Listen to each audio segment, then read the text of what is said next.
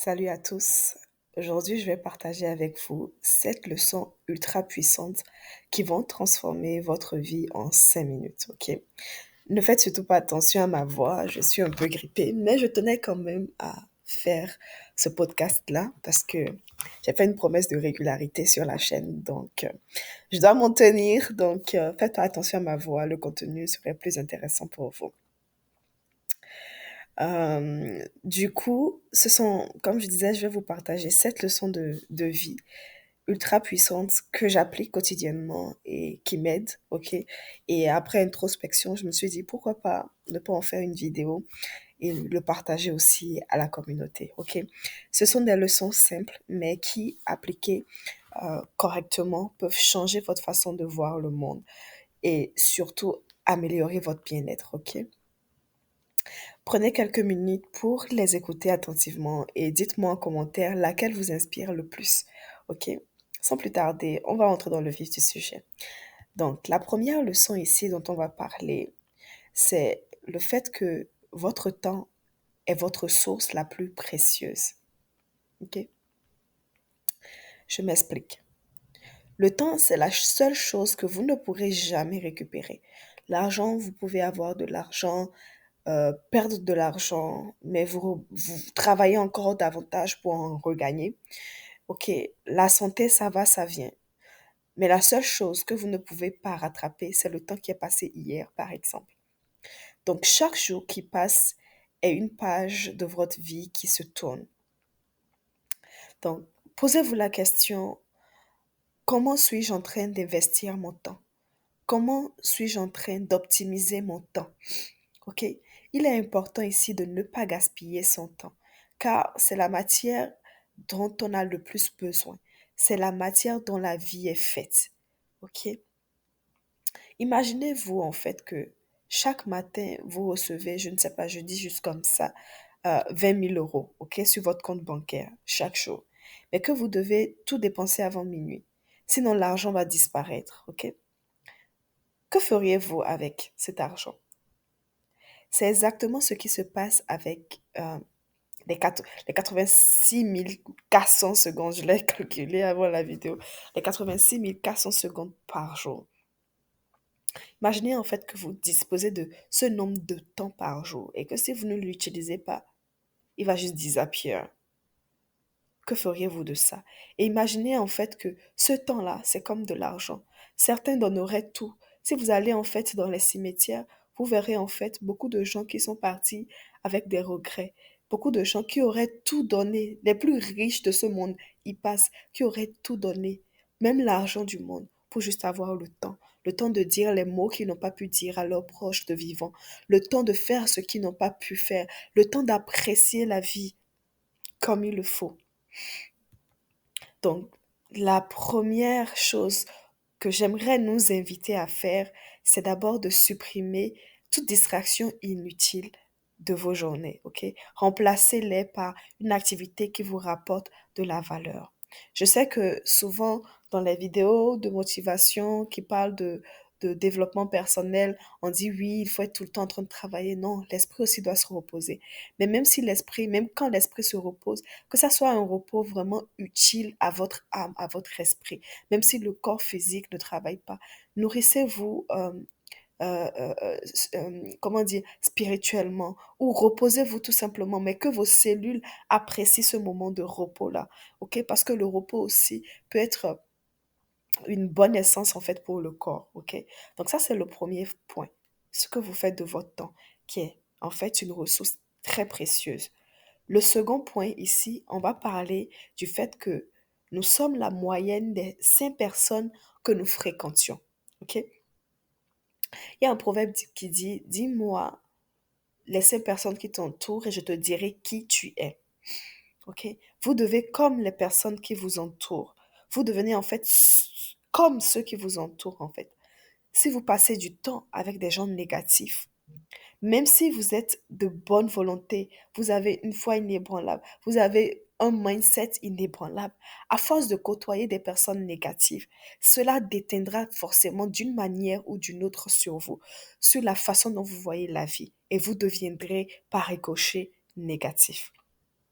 Si vous vous entourez de personnes ambitieuses, inspirantes, qui ont une grande vision, qui ont des objectifs, qui ont une façon positive de voir la vie, croyez-moi que cela vous tirera toujours vers le haut. Parce que même dans les moments de difficulté, vous trouverez toujours une porte de sortie, une raison à ce qui se passe dans votre vie, à cette situation difficile, une leçon à apprendre et à grandir de cette leçon.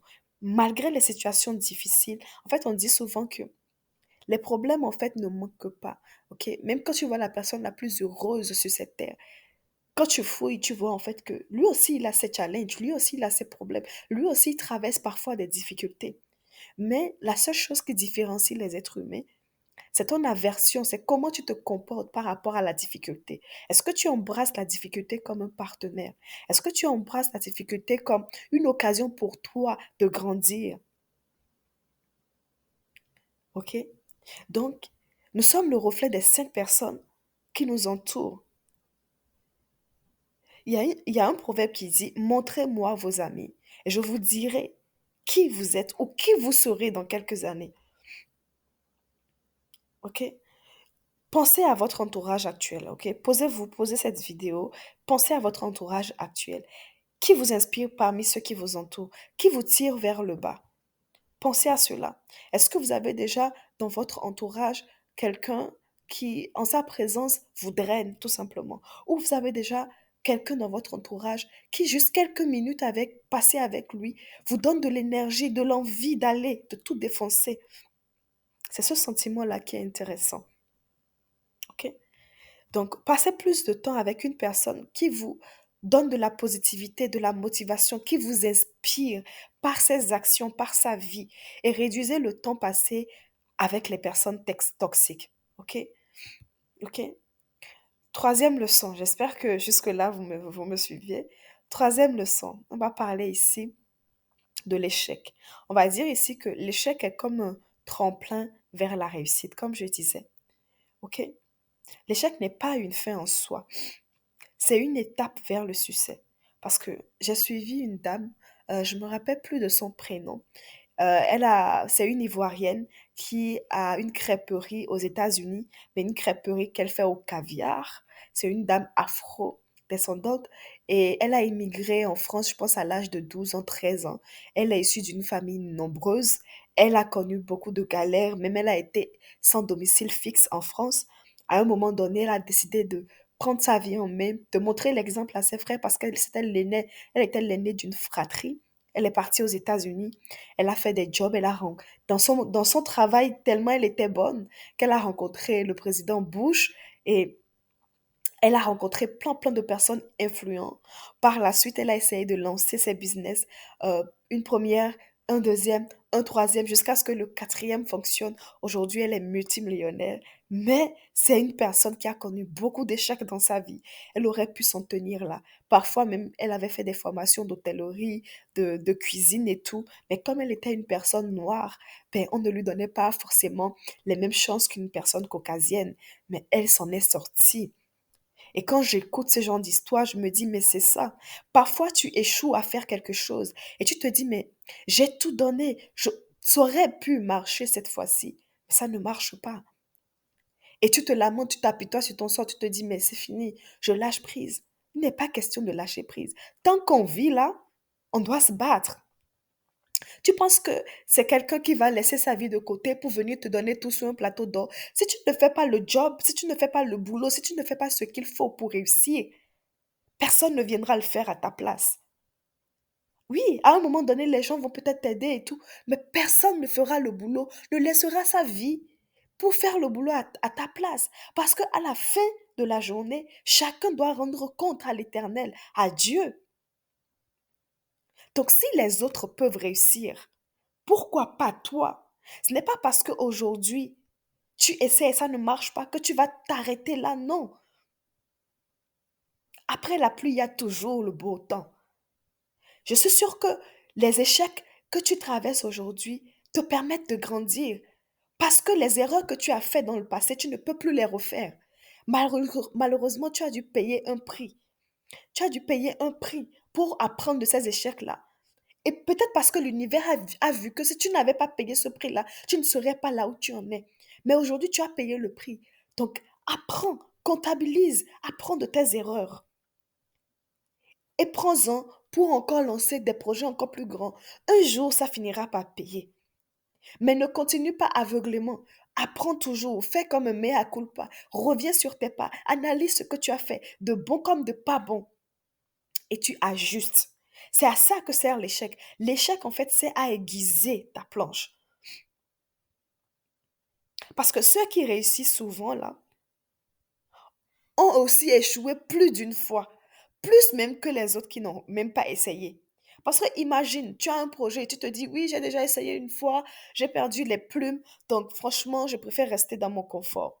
Tu restes dans ton confort. Dans le même temps, quelqu'un qui avait aussi le même projet que toi se lève, il commence par bosser dur, matin, midi, soir.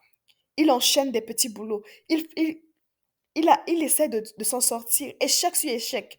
Pendant ce temps-là, toi, tu es là dans ton canapé, tu te dis, oui, mais je t'avais dit que ça n'allait pas marcher. Mais un jour, tout à coup, tu es là dans ton canapé, tu le vois à la télé, il est en train de donner des conseils. Et il est en train d'apprendre à d'autres personnes à faire comme lui. Parce il a déjà appris de ses échecs. Ces échecs l'ont formé pour la réussite, pour la personne qu'il est actuellement. Et toi, tu te dis, oh mince, si j'avais commencé peut-être avec lui, je serais peut-être à ce stade-là.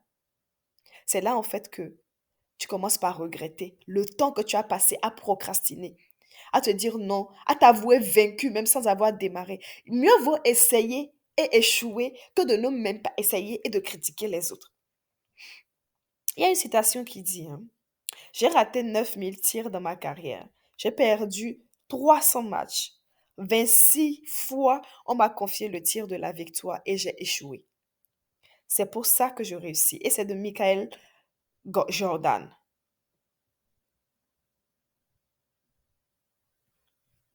Vous imaginez, tu perds 9000 tirs, 300 matchs, 26 fois. On lui a confié le tir de la victoire. Il a échoué. Mais aujourd'hui, on connaît Jordan. Qui ne connaît pas Jordan? Qui ne connaît pas Jordan? Donc, pour dire en fait que parfois, les échecs en fait que vous essuyez, qu'on essuie tous, permettent en fait de montrer le chemin par lequel on est passé. Ça permet de voir, permet aux autres de voir comment l'univers, Dieu t'a élevé à cette position et que tu n'as pas tout eu juste dans le bec. Donc, levons-nous là, 2025, en 2025, bossons dur. Oui, on va échouer. L'échec fait partie de l'apprentissage. OK? Même un enfant qui veut marcher là, avant de maîtriser même à marcher, maîtriser à manger, d'abord tu pousses les dents, ça fait mal. Dans la douleur, tu apprends à avoir des dents. Dans la douleur, tu apprends à manger. Dans la douleur, tu tombes quand tu veux essayer de marcher. Alors, la vie, elle est faite de ça. Donc, que ça ne soit plus une douleur, lorsque l'échec est là, embrassez-la. Embrassez l'échec. Apprenez de vos erreurs. Avancez. Tout simplement. Ça fait mal, c'est clair. Tout être humain a des sentiments, des émotions. Parce que tu as donné de l'énergie, tu as donné quelque chose en échange pour que ce projet fonctionne. Parfois, c'est des nuits d'insomnie à réfléchir. C'est de l'argent que tu as mis, que tu as investi. Mais quand ça ne marche pas, c'est dur, je comprends. On est tous passés par là, c'est dur. Tu te dis, mais j'aurais dû, j'aurais dû. Mais quand tu fais tes quelques minutes d'introspection où tu ravales ta fierté là, tu retrousses tes manches et tu avances encore. Parce que comme j'ai dit, le temps est précieux. La personne avec qui aujourd'hui tu as discuté, une minute plus tard, on peut te dire qu'il n'est plus. Nul ne sait de quoi demain est fait. Tant qu'on a l'instant présent, profitons et faisons des choses qualitatives. OK? La quatrième leçon de vie, c'est la gratitude. La gratitude transforme la vie. La gratitude transforme votre vie. Vous savez, le bonheur ne vient pas de ce que on a forcément physiquement, de ce qu'on possède, ok? Mais de la manière dont, je dis bien, de la manière dont vous allez apprécier ce que vous avez déjà. Le bonheur viendra encore davantage. Vous comprenez? Il y a Dalai Lama qui disait, si tu veux être heureux, commence par être reconnaissant. Parce que comme je disais, beaucoup de gens aujourd'hui se sont réveillés et ont fini à l'hôpital. Beaucoup de gens aujourd'hui se sont réveillés et chaque instant que, qui se passe en fait, c'est dans la douleur parce qu'ils attendent des organes. Et leur vie n'est tenue qu'à un seul fil. Beaucoup de gens aujourd'hui ne peuvent pas respirer sans médicaments. Et nous, on est debout. On est en santé. Il y a les difficultés de la vie, certes, mais on est en santé, on respire. On doit pouvoir dire merci à Dieu, merci à l'univers, gratitude infinie pour cette santé-là qui n'a pas de prix. Parce que même ceux qui sont les plus riches au monde auraient tout donné pour avoir cette santé-là. Certains n'en ont pas. Ils ont tout l'argent du monde, mais ils n'ont pas cette santé-là. Qu'est-ce que nous on a fait pour mériter ça? Rien, absolument rien. Si on regarde même dans les faits, parfois même notre vie comment dire, n'honore pas l'Éternel. Mais pourtant, on a cette grâce-là. On a cette grâce d'avoir le souffle de vie gratuitement, d'avoir la santé de nos proches. Et on ne peut pas être dans la gratitude. On ne pense que au verre qui est à moitié vide. On ne pense qu'au vide qu'on a. Au lieu de voir déjà le plein qu'on a, le plein qui nous remplit déjà, l'amour qui est inquantifiable, la santé, comme je disais, le bonheur, la tranquillité d'esprit, la paix d'esprit. Parce qu'il y a certains qui ont les moyens, l'argent que vous voulez là, ça existe déjà dans le compte d'une autre personne dans ce monde-ci. Il y a rien qui puisse étonner Dieu en fait. Mais le truc, c'est que certaines personnes ont cet argent-là, mais ils n'ont pas la paix d'esprit. Ce qu'ils ont fait pour avoir cet argent-là, s'ils te disent tu ne peux pas. Donc, vas-y mollo mollo à ton rythme. OK? Suis tes valeurs, tes principes, tes convictions et avance comme tu peux avancer. C'est tout ce que je peux te dire. Sois dans la gratitude du peu que tu as, en espérant avoir plus. Et c'est comme ça que, quand vous savez, quand par exemple, vous avez des enfants, que vous leur donnez quelque chose. À chaque fois que vous leur donnez quelque chose, ils sont reconnaissants. Ils disent, oh, merci maman, merci pour ce beau repas que tu m'as fait. J'aime tellement tes plats, merci. Vraiment, je mange à ma faim. Je suis épanouie à la maison. Merci pour... Et que tu entends que tes enfants te disent ce genre de choses, est-ce que tu n'as pas envie à tous les jours que Dieu fait de leur donner encore le meilleur de toi? Quand tu seras à la cuisine en train de lui préparer son repas, est-ce que tu ne vas pas te rappeler de ces petites attentions qu'elle te fait? Tu te dis, oh, je vais lui faire plaisir encore. Aujourd'hui, elle va encore bien manger. Considère en fait cette image-là que je t'ai donnée comme Dieu et nous. Quand en fait, tu veux demander quelque chose à ton Père, parce que Dieu est le Père, on n'est pas dans la spiritualité ici, mais il est important que je fasse quand même une petite, voilà, touche dessus. Quand tu demandes quelque chose à ton Père et que à chaque fois que tu demandes, tu es dans la gratitude. Oh, merci Père pour la santé. Merci pour ta joie. Merci Seigneur pour le bonheur que tu m'accordes, pour le bonheur que... Et que tu lui dis ça, mon Dieu, il est d'une joie immense. Il se dit, mais mon enfant là, non, quel que soit le problème dans lequel il est là, tiens, je vais le sortir. Cet enfant-là, il est bon, il a un bon cœur, mon Dieu, il voit tout l'effort que je fais. Tout ce dont je l'enlève à chaque jour, toutes les choses même qu'il ne voit pas, tous les trucs spirituels, même mystérieux qu'on lui envoie et que j'efface et qu'il ne voit pas. Malgré tout ça qu'il ne voit pas, il est reconnaissant. Aujourd'hui, il a dit merci pour le souffle de vie que je lui ai donné. Ah, aujourd'hui, je dois lui préparer un bon plat. Un bon plat, là, c'est la promotion. Un bon plat, là, c'est le mariage. Un bon plat, là, c'est les enfants, c'est la fertilité. C'est tout ce dont tu as envie. Mais toi, tu ne sais pas dire merci. Même pour le peu, même si tu n'as pas l'argent dans ton compte, au moins tu as le souffle de vie, non? Tu as tes deux pieds, non? Lève-toi et va vendre de l'eau même. Même si c'est 25 francs, là, tu vas prendre. Tu vas boire de l'eau en attendant que Dieu pourvoie. Je n'ai jamais vu un homme manger le sable. Même les oiseaux du ciel trouvent nourriture. Ce n'est pas toi qui es un humain qui va manquer de ça. Mais il faut apprendre à dire même merci dans les petites choses. Parce que dans les petites choses, c'est dans les petites choses que tu fais que Dieu va voir pour dire que, ah, si je lève ce petit-là, non, il va faire ma gloire. C'est comme ça. Donc, la gratitude transforme la vie et encourage même l'univers, Dieu, à t'accorder encore plus. Parce qu'il sait que si ton cœur déborde, lui aussi, sa gloire déborde. On n'est pas dans la prédication ici, là, donc je pense que je vais calmer mes ardeurs. Mais je pense que vous avez compris le fond de mes pensées. OK? Ici, par exemple, je vais vous parler de journal de gratitude. Moi, je ne le fais pas encore, mais je pense que je vais faire, OK? Il y a des études qui montrent que tenir un journal de gratitude améliore aussi le bien-être mental. Parce que souvent, parfois, quand on est dans nos pensées perdues dans les problèmes, on oublie l'essentiel. On est juste venu vivre, expérimenter. Oui, je n'ai pas la dernière voiture peut-être. Oui, je n'ai pas la plus belle maison de la ville. Oui, je n'ai pas telle chose. Oui, je ne suis pas dans telle école. Oui, je ne... Mais est-ce que je suis bien dans mon être?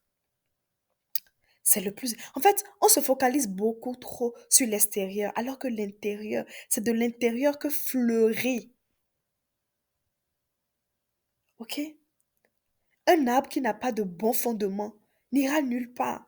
Donc, il faut que ton intérieur soit bien solide, beau, hein, lumineux, pour que l'extérieur soit facilité, en fait.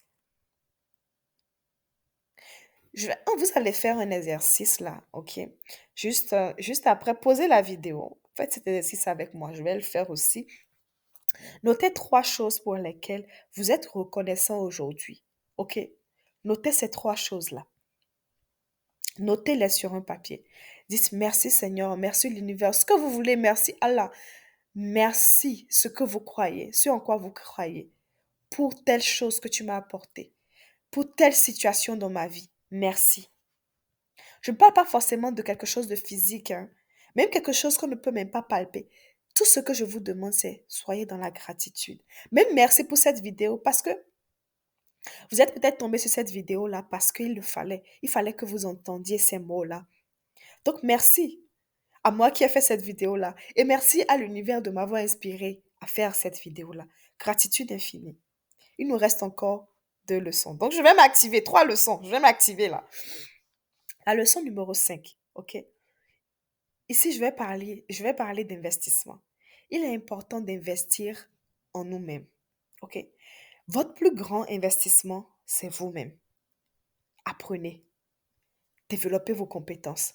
Prenez soin de votre santé. Prenez soin de votre santé, c'est important. Il faut se nourrir. Comme je disais, c'est de l'intérieur que jaillit l'extérieur. Plus vous apprenez, plus vous gagnez, selon Warren Buffett. OK? Pour certains, je dirais, lisez des livres si vous aimez lire. Pour d'autres, je dirais, écoutez des podcasts, écoutez des enseignements, faites des formations sur des sujets qui vous intéressent, mais apprenez chaque jour que Dieu fait. Même du plus petit, vous savez, on peut apprendre. Même des enfants, on peut apprendre. Tant que vous faites quelque chose, vous nourrissez votre esprit, c'est le plus important. OK? Donc, comme action que je vous propose, c'est de vous engager à apprendre quelque chose de nouveau chaque semaine. OK? Essayez d'apprendre quelque chose de nouveau, même si aussi petite qu'elle soit. OK? On ne parle pas forcément du côté intellectuel ou de quelque chose de trop high là. Non. Même dans le quotidien, apprenez quelque chose. OK? 6e leçon. Il est important de sortir de sa zone de confort. Tout ce que vous voulez là ne se trouve pas dans votre zone de confort. Parce que dans votre zone de confort, vous avez déjà ce qu'il vous faut. Vous n'aurez pas plus que ça. Si vous voulez autre chose, vous devez sortir de ce confort-là. Donc, tout ce que vous voulez se trouve de l'autre côté de votre peur. Là, les erreurs que vous ne voulez, les efforts que vous ne voulez pas faire, c'est ça qu'il faut faire si vous voulez. Pour avoir de différents résultats, il faut faire de différentes choses. Vous voulez cette voiture-là. Vous pensez à la voiture matin, midi, soir, mais vous ne travaillez pas pour. Vous ne l'aurez pas. Il faudra peut-être trouver un second job ou faire des choses, quelque chose qui va sortir de l'ordinaire pour avoir cette chose-là que vous voulez. Il y a une citation qui dit, la vie commence là où on s'arrête, là où s'arrête votre zone de confort. OK? N'ayez pas peur de faire les choses. N'ayez pas peur d'échouer. N'ayez pas peur du regard des gens. N'ayez pas peur du qu'en dira-t-on. Parce qu'on s'en fout, en fait. On s'en fout. Chacun a ses propres démons. On s'en fout. L'essentiel, c'est que vous soyez heureux. On est là pour être heureux. On n'est pas là pour vivre miséreux. Donc oui, tu auras peur, mais il y a des peurs positives. Il y a des peurs qui t'emmènent très loin. Et je te souhaite ces peurs-là. Faites quelque chose aujourd'hui, ok? Faites une chose qui vous mette légèrement mal à l'aise, où vous savez que ça vous donne envie, ça vous fait peur un peu. Faites quelque chose aujourd'hui qui change de votre quotidien, qui casse votre routine. Et là, vous saurez que vous avez appris de quelque chose. Vous avez fait l'exercice de sortir de votre zone de confort. On va passer à la dernière leçon, ok? La dernière leçon ici, c'est d'agir maintenant et pas demain. La procrastination, ok? Évitez de procrastiner. Oui, tu as suivi la vidéo, le podcast aujourd'hui, tu es content, tu te dis oui, j'ai un peu d'énergie. Oui, mais il faut passer à l'action. Il faut agir maintenant. Tu ne vas pas me dire oui, comme j'ai suivi le podcast maintenant, demain, promis, je vais essayer je vais... Non. Si tu peux faire quelque chose maintenant là où tu es, fais-le. Il n'y a pas de moment parfait. Le moment parfait là n'existe pas. Et l'action va toujours battre la procrastination. Surtout ceux qui remettent les choses à demain là. L'action va toujours battre ces personnes-là. OK? Notez une chose que vous repoussez et que vous voulez faire, mais que depuis lors, vous n'avez pas trouvé du temps à le faire. Et commencez à petits pas dès aujourd'hui. Et ensuite, revenez témoigner dans les commentaires pour me dire ce que c'est. Je me ferai un plaisir de vous lire. OK? Si vous appliquez ne serait-ce même qu'une seule de ces leçons-là parmi les 7, votre vie, je suis sûre, va d'une manière ou d'une autre changer.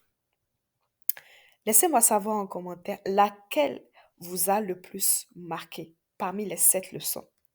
N'oubliez pas de liker la vidéo, de vous abonner, d'activer la cloche de notification pour ne rien rater. Merci encore d'avoir suivi et on se dit à tantôt pour une prochaine vidéo. Bye!